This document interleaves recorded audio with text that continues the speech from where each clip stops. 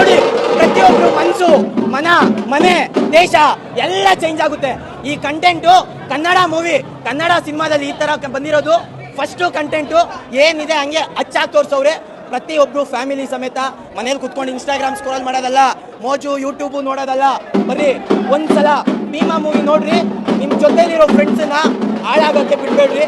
ಬನ್ನಿ ಭೀಮಾ ಮೂವಿ ನೋಡಿ, ಮಿಸ್ ಮಾಡಬೇಡಿ, ಸಕ್ಕತ್ತಾಗಿದೆ.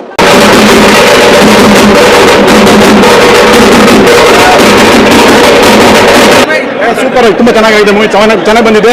ಯೂತ್ಸು ಹೇಗೆ ಬೆಳಿಬೇಕು, ಪೇರೆಂಟ್ಸ್ ಹೇಗೆ ಕಲ್ತ್ಕೋಬೇಕು. ಈ ಮನೇಲಿ ಕೂಡ ಮಕ್ಕಳನ್ನ ಹೊರಗಡೆ ಕಳಿಸ್ತಾರೆ. ಸೊ ಮಕ್ಕಳು ಹೇಗೆ ಬೆಳೀತಾರೆ ಅಂತ ಗೊತ್ತಿರಲ್ಲ. ಯಾಕಂದ್ರೆ ಯಾವುದಾದ್ರು ಮಾಫಿಯಾಗಳೆಲ್ಲ ನಡೀತಾ ಇರುತ್ತೆ. ಇವಾಗ ಡ್ರಗ್ಸ್ ಆಗಿರ್ಬೋದು, ಬೀಡಿ ಸಿಗರೇಟ್ ಆಗಿರ್ಬೋದು, ಇನ್ನೊಂದೆಲ್ಲ ನಡೀತಿದೆ. ಆದ್ರೆ ಪೇರೆಂಟ್ಸ್ ಕೂಡ ಈ ಮೂವಿ ಬಂದು ನೋಡಿದ್ರೆ ಅವ್ರಿಗೆ ಗೊತ್ತಾಗುತ್ತೆ ಹೇಗೆ ಅಂತ. ಹಾಗೇನೆ ಮೂವಿಲಿ ಹೊಸಬರಿಗೆ ಒಳ್ಳೆ ಅವಕಾಶ ಕೊಟ್ಟಿದ್ದಾರೆ, ಚೆನ್ನಾಗಿ ಬೆಳೆಯೋದಕ್ಕೆ ಅವಕಾಶ. ದುನಿಯಾ ವಿಜಯ್ ಸಖತ್ತಾಗಿ ಮಾಡಿದ್ದಾರೆ. ತುಂಬಾ ವರ್ಷಗಳಾದಂತ ಒಳ್ಳೆ ಮೂವಿ ಬಂದಿದೆ.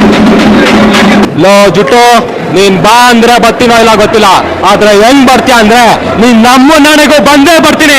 ಸ್ಟ್ಯಾಂಡರ್ಡ್ ಲೋಡ್ ನೋಡ್ಬೇಕಾದ್ರೆ ಪ್ರೇಕ್ಷಕರು ಮೊದಲು ಮಕ್ಕಳನ್ನ ನೋಡ್ಬೇಕಾದ್ರೆ ಪ್ರೇಕ್ಷಕರು ನೋಡ್ಬೇಕಾದ್ರೆ ಸಿನಿಮಾ ಇದು ಮಾದಕ ವಸ್ತು ಹೇಗೆ ಹೊರಗಡೆ ಬರ್ತೀವಿ, ಮಕ್ಕಳು ಹೇಗೆ ಹಾಳಾಗ್ತಿದ್ದಾರೆ ಅದನ್ನು ತಿಳ್ಕೊಂಡು ಎಲ್ಲರೂ ಒಳ್ಳೆ ತಿದ್ದಿ ಬುದ್ಧಿ ಬೆಳಿಬೇಕು ಅನ್ನೋ ನನಗೆ ಆಸೆ ಪಡ್ತೀನಿ ಅಷ್ಟೇ. ಯಾರು ಒಳ್ಳೆ ಇದನ್ನ ಬೆಳಿಬೇಕು.